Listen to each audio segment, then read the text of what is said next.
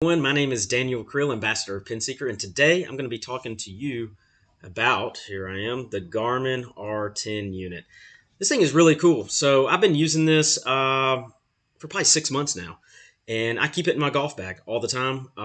If I'm on the course or on the range and I have a little bit of time, struggling with my swing or just curious at what I'm doing or why I'm hitting a certain shot shape, I set this thing up, link it to my iPhone, and within 30 seconds to a minute, I'm getting data. And also I can record my swing and tie it to the data, and I'll get into that here in just a sec. But this thing is awesome. So you can use this indoor and outdoor, okay? You can use it for swing improvement, or you can use it for entertainment, or you can use it for all the above. You can actually, this thing, the app comes with 42,000 virtual golf courses. You can practice up to 10 hours on a battery life. So again, longevity is really awesome with this for being so small. And then also it'll link to you. It comes with a little clip that you can put your smartphone in. You can clip it to your golf bag or an alignment rod and either use it for quick viewing to see your data, or you can record your swing and then tie it to the data. So really, really awesome.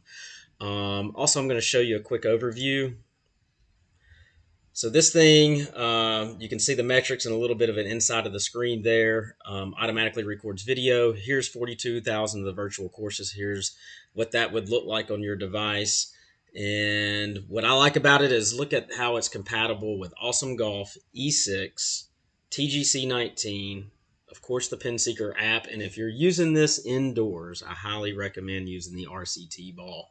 Okay, so that's going to improve the tracking of the unit indoors. And you can see here what it reads. So we got club speed, face angle, and club path. And I'm going to say to get face angle and club path at $600 is impressive. As you know, I have a lot of launch monitors, and this is one that I use in the arsenal quite a bit. And I'm going to show you here, since I've got it. Look how easy it is. It takes off, it connects to a tripod by a magnet, and then basically you set it on the ground. Let me turn this. See that? Very lightweight, very easy to use. So you can see the data parameters real quickly right here. We get quite a few of them. And then also we see the tolerances here. So the tolerances, they are realistic on their product, and they show you what it's going to be within in a tolerance level. Again, if you go with a higher end unit, you might get a little bit tighter tolerance levels. But again, this is pretty solid right here. I do use this unit, and I agree with what they're saying here. And again, I think in some instances, if the conditions and you set it up and calibrate it correctly, it's actually going to be more accurate than what they're saying here. So very happy with this unit. So how about this?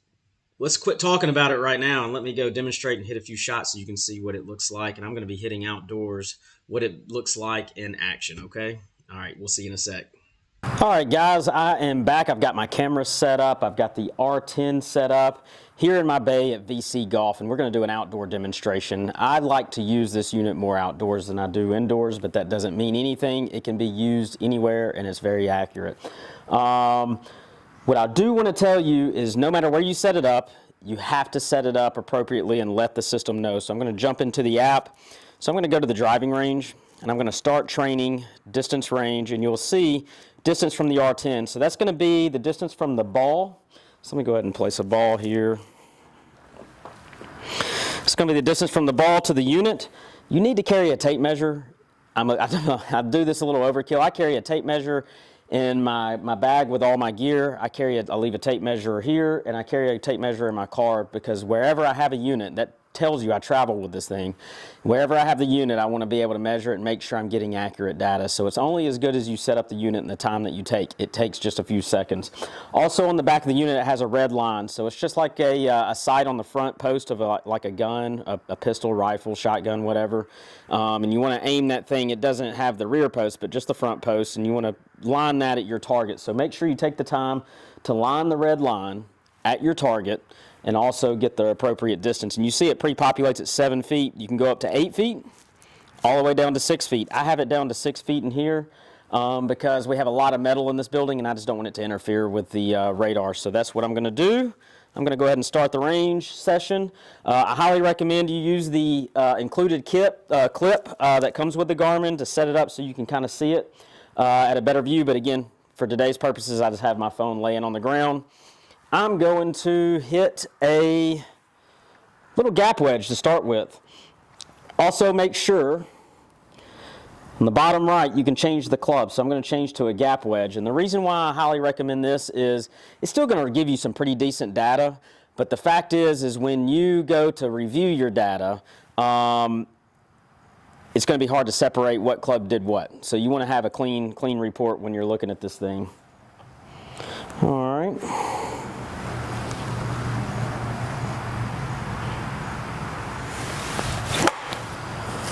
I just hit a little pitch shot there, went fairly straight. Carried 72 yards. I'm going to show you something really quick. Carried, so I'm going to grab this and you can see the top tracer says that it was a carry of 71 yards, fairly straight shot. And the Garmin says 72 yards, so a difference of 1 yard, which is awesome. That is very, very good. And Top Tracer uses cameras, so it uses a video camera that videos the ball from the top of the roof of our building, and it follows it all the way to the ground, where this uses radar technology, and it is limited tracking, so it only tracks the ball for a short period of time. So basically it uses all the data that it gathers for that short shot or short period of tracking, and then it uses algorithms to come out with the outcome, and you can see very accurate. So really pleased with that. So I'm going to hit just a full shot real quick.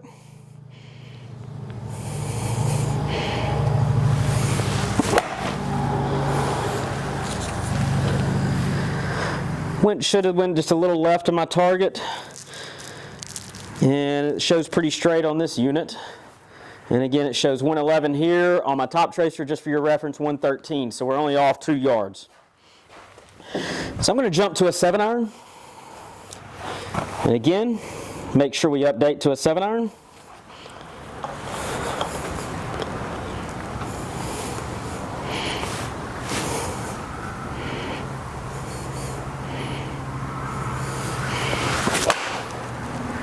A little thin. Did not hit that very well. It's pretty thin. And it did go right, so it's reading good. So it shows right on there. I'm going to go ahead and hit one more and see if I can hit a better one.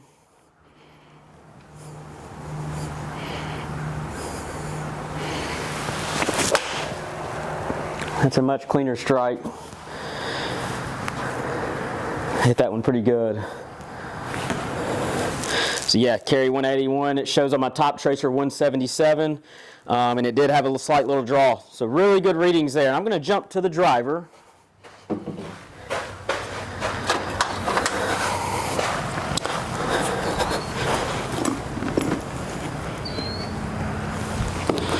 And see how we do with this. Make sure I update. So we got it reading driver.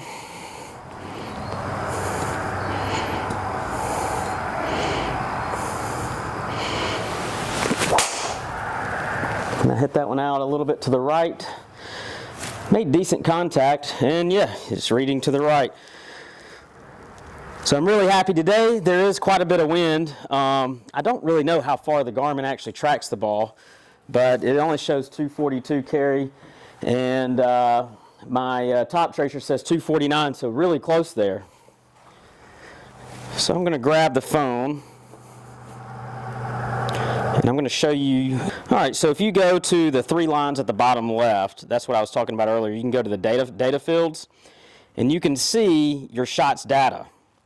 Also, you can get a little bit, it's pretty neat because it shows us some images, so it gives you a little bit of a perception of really what's going on. I'm a visual learner, so I kind of like to see the graphics on the face to see what's really going on and what the numbers mean. And then also you have the swing playback, which again, I did not have my phone video in the swing, so I'm not going to see a swing playback. But I highly recommend, if you get this Garmin R10, that you use it, because it's really neat to see the swing and data tied together so you can get a really good impression on what needs work or even the strengths in your game. So So that's it for the Garmin R10 today. If you like the video, make sure you hit like, make sure you subscribe to our channel because we're going to be throwing a lot of content your way in the near future. Also, if you have any questions or recommendations of videos that you would like to see, we would like to hear from you guys. So make sure you comment below or reach out to us through our website and go to our email, and you can do that as well. But yeah, we wanted to thank you guys for tuning in, and until next time, happy pen seeking.